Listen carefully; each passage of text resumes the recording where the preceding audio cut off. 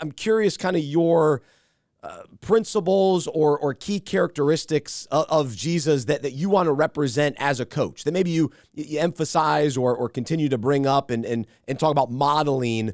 What are some of those key things that you think come out as a coach? Yeah, I would tell you love needs to be preeminent, right? I go back to the 1 John 3:18 verse.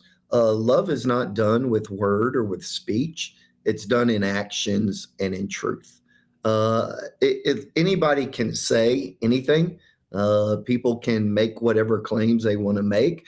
But at the end, we figure out if people genuinely love through their actions. We can kind of get past the words. We figure out if people love through them treating us honestly, them being honest with us.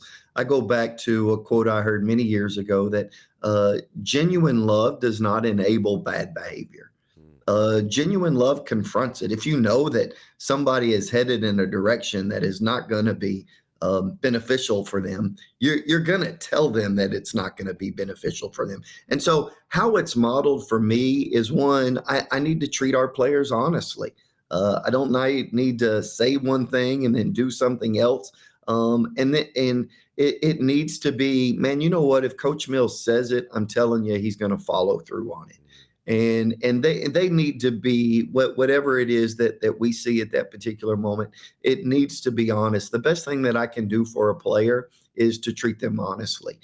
Players and their families know the decisions that are best for them, but they only know the decisions that are best for them when they're armed with the truth. And I feel like that's my responsibility. The second thing is I just can't talk about this stuff.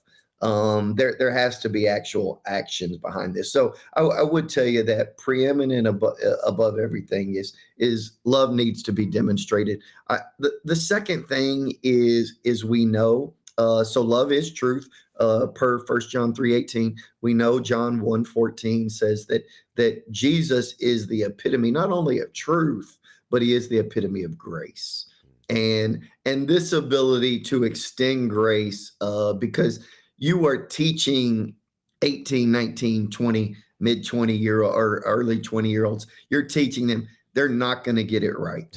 And I don't get it right. Now in my 50s, I don't get it right. And so I feel like, man, I need to model grace.